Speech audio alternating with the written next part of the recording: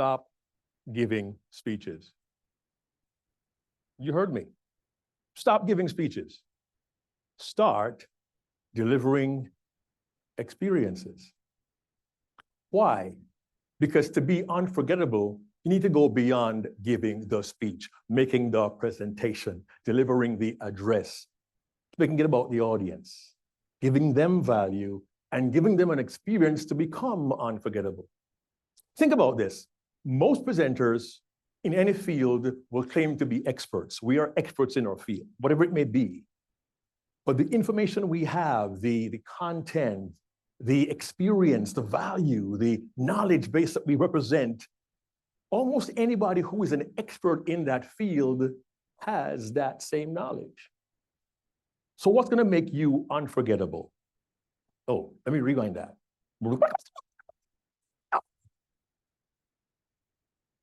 If you're a millennial or younger, you won't get that. Okay.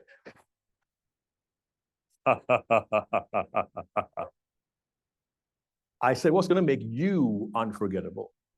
The title is Deliver Unforgettable Presentations. But delivering an unforgettable presentation really is about you being unforgettable. Help me to reinforce that, please. Can you recall the last time you witnessed and experienced an unforgettable presentation? Show of hands. 2.85 people. Okay. I see a hand here from the John O'Brien. Very quickly, what made that presentation for you unforgettable? One thing. The way the presenter was engaged with the audience really held our attention. That had absolutely, positively nothing to do with content. It had to do with the presenter. My first tip for you today is simply this. Bring all of you to every presentation. You want to be unforgettable? Bring your skill set, your personality, your style, because every presenter is different and no one can present your content in the way that you can because no one is like you. I would never dare try to be as calm, cool, sedate, and collected as the inimitable Mark LeBlanc. Not going to happen. I'm different. He's cooler. I'm just taller. I wouldn't want to try to be as funny as maybe a Karen Buxman. She is funny. I'm just funny looking. Don't tell my wife, Andrea, I said that.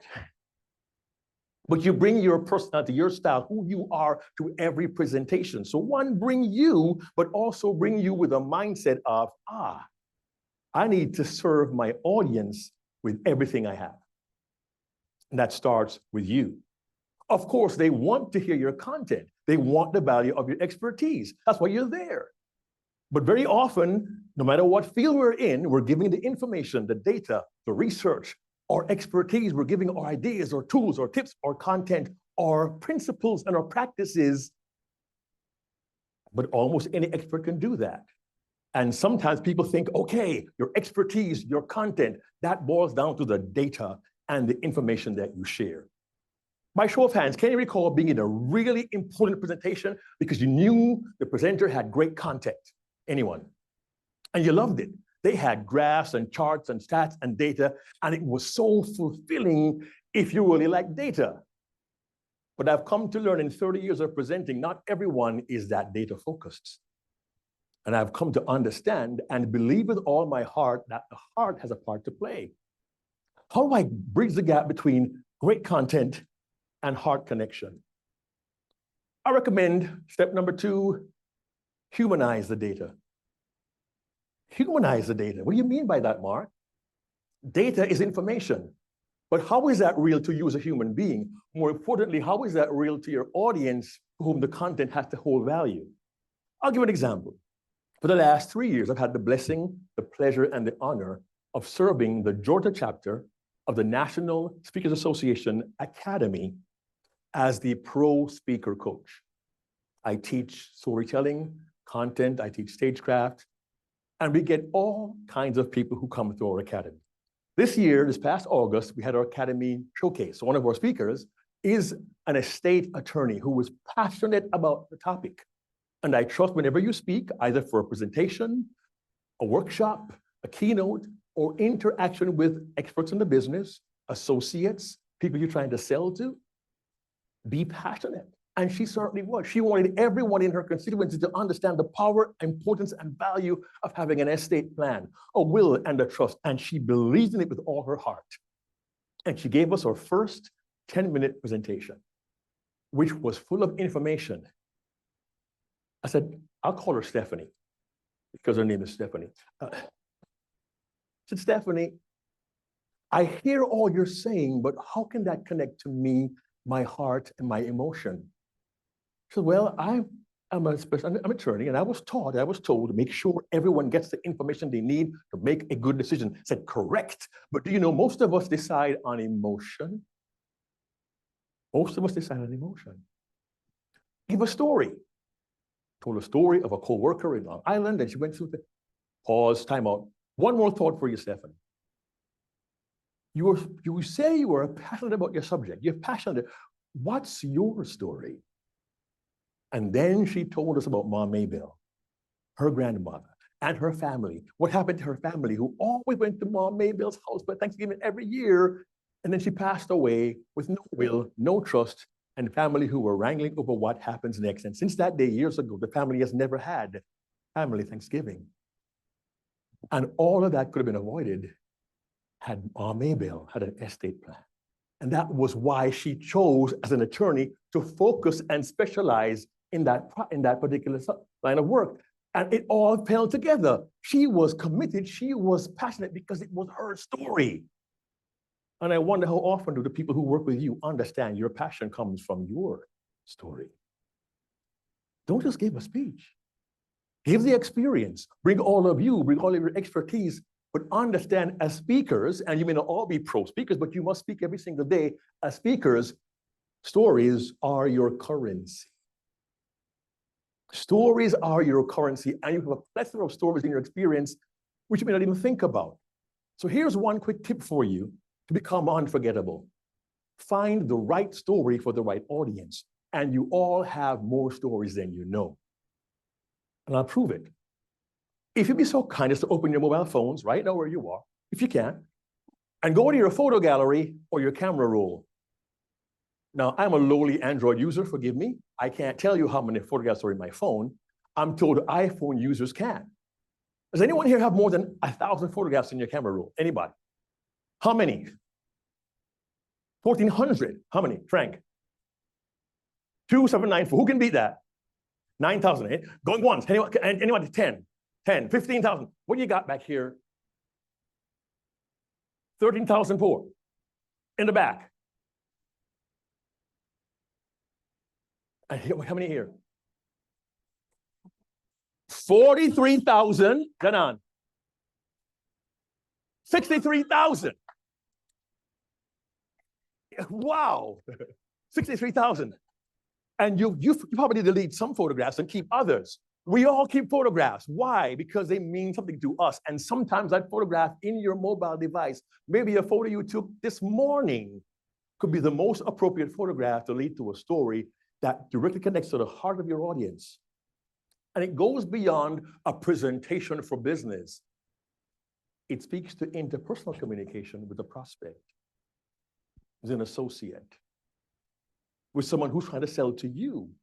The story creates the emotional connection. The purpose of a story is an emotion. You combine the emotion of the story with value for the audience, bringing your personality, and all of a sudden, it's no longer a presentation, it's an interaction, it's communication whereby someone says, I remember you.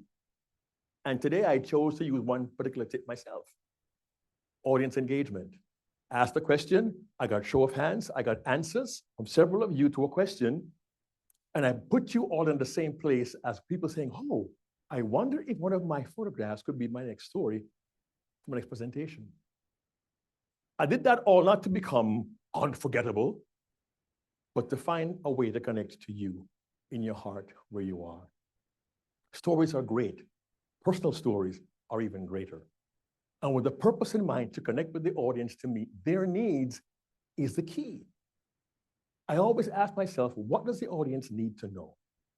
Because over the years, last 30 years of speaking, I arrive at these adages that these axioms. Your audience wants to hear you, but they really want to know you. Your audience wants to hear you, And they really want to know you. Why? They want to know, can I trust you? Do you understand me? And therefore, I listen to you. And by simply engaging with the audience, John got connected.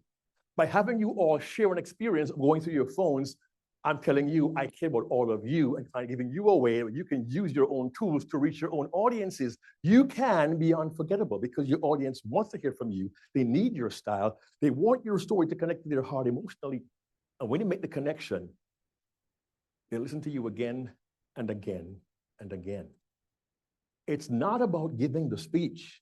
It's delivering an experience that has value for the audience, that serves them in a meaningful way, that establishes a connection with them, whereby you can begin to build a relationship in a room like this. And when you can speak to tens and hundreds and thousands, and they believe you speak directly to them, that's one surefire way to become unforgettable. And one more bonus thought. Like I said, it's about your speeches, your presentations, your interactions. You can also use humanized data to make it so real to the audience, they understand not only the concept, but how what you say impacts them and how what they say impacts their constituents as well. One last thought for you regarding that piece about humanizing data. Yes, some people do want data, but if I can give a bit of data that's important in terms of the impact, it becomes that much more meaningful. One last example before I go.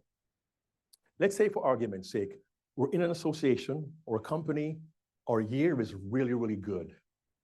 And we have some good news for the audience, our team members, our staff. It's some good news. We found this year, after tracking our efforts for the last 4.5, we're finally able to deliver on a promise we made to ourselves 5 years ago, to provide bonuses for our team. And that is so great. Having that 7% increase was magnificent. We applaud you all. Yay, that's good.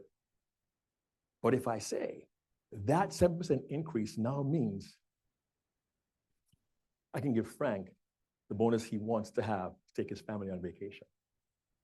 And of course, remember Shirley? Her mom's in rehab. She can afford extra treatment for her. And I know that Fran and Bill were talking about having their son go to college, and they weren't sure how they're going to do that. I'm so happy that we can get Fran and Bill a chance to put their son into college. Why? We made progress thanks to all of you. How's that for humanizing data? Think about it. Want to be unforgettable? Bring all of you to every presentation. Humanize the data. Share your stories and find them in your camera roll. And always put the audience first. Your story is about you, but it's for them.